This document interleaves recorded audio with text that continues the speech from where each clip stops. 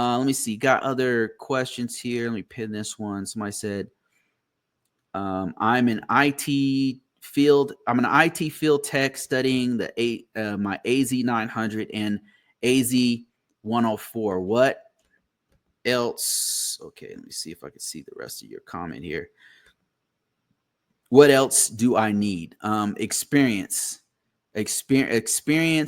doing projects. So you got the thing is what's great, OMG, is that you already are in the IT field, which is, it's the most difficult part. Like for people who come in off the street, like coming from another industry, the hardest thing is actually they really don't know what they don't know yet. You are in IT already, which is a huge advantage. Now, what's going to happen is when you actually apply for the interviews, they're going to ask you cloud-based questions. They're going to ask you, what problems did you solve on this cloud platform, right? So you need to be able to answer those questions. So what you need to do is, as much as possible, especially if you are as a field tech doing IT, if you have cloud in your environment, man, try to get your hands on that if you can, like, legally, of course. Try to get your hands on being a part of the team that's implementing it or fixing it or troubleshooting it or whatever, so you can explain that to interviewers. But even if you don't have access to it, which I didn't.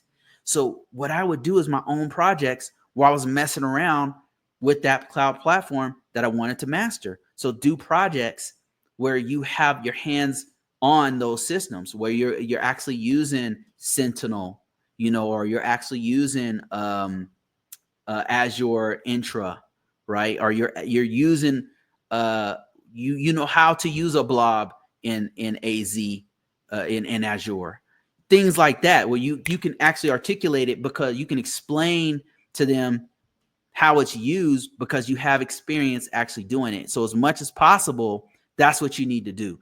Get the certs, yeah, for sure. Get the cert, get the AZ900, get the AZ104. That's cool, but actually get your hands in there and do it. And actually, I believe Azure gives you like 1 year for free, just like AWS does. They give you like 1 year for free where you can mess around with some of their services.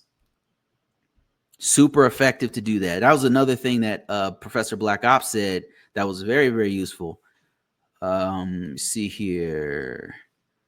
Frederick says, is there a job for one who just finished AWS fundamentals? Congratulations on your job. Keep grinding higher. Yeah, keep going higher. Thank you so much, Frederick. Is there jobs for somebody who just finished AWS fundamentals?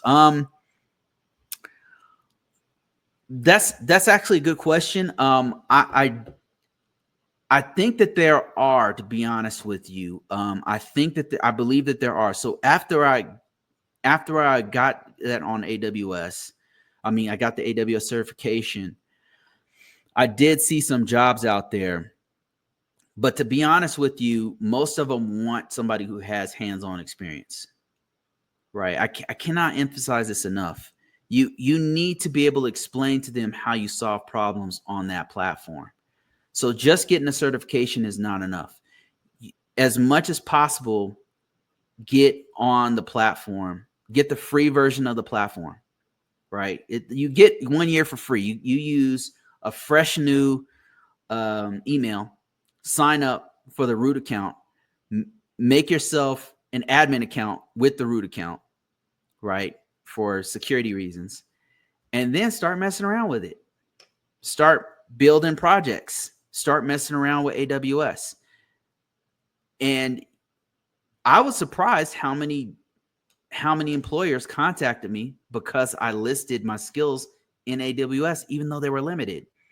Now, I did leverage skills I already had. Like I have extensive experience doing vulnerability analysis, doing vulnerability management. So a lot of the jobs that I was going for, they actually that was a huge requirement. And it came to a point where a couple of times in the interviews, I was really, really strong in one area. Like I knew that if they hired me, I would destroy one area. And in fact, I had solutions off the top of my head for whatever they would say. We have this problem with this and that. And I was I was so deep in that one area that I could, off the top of my, I'd smile because I'd be like, oh, okay, I could do this one. And then they would ask me a question about some obscure cloud technology or something, and I would know about it, but I'd have to be honest with them. I said, well, I know this and that about, say, Kubernetes, and I would go into detail about what I know about it, but I don't have experience with it. Where I shined was that because I had some hands-on experience with AWS, even though it was limited, I was able to explain to them exactly the differences between different services and why you would use this over that.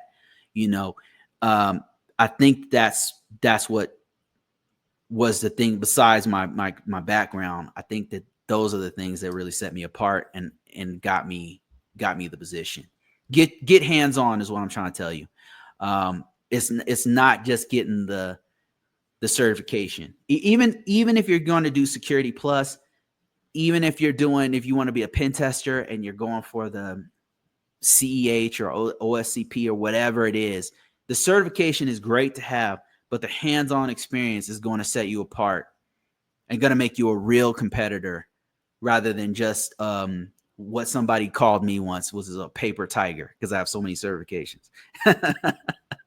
I'm not just a paper tiger. I know this stuff. I know how to do it, and I know how to use it. And I actually have fun doing it. It's something I love to do.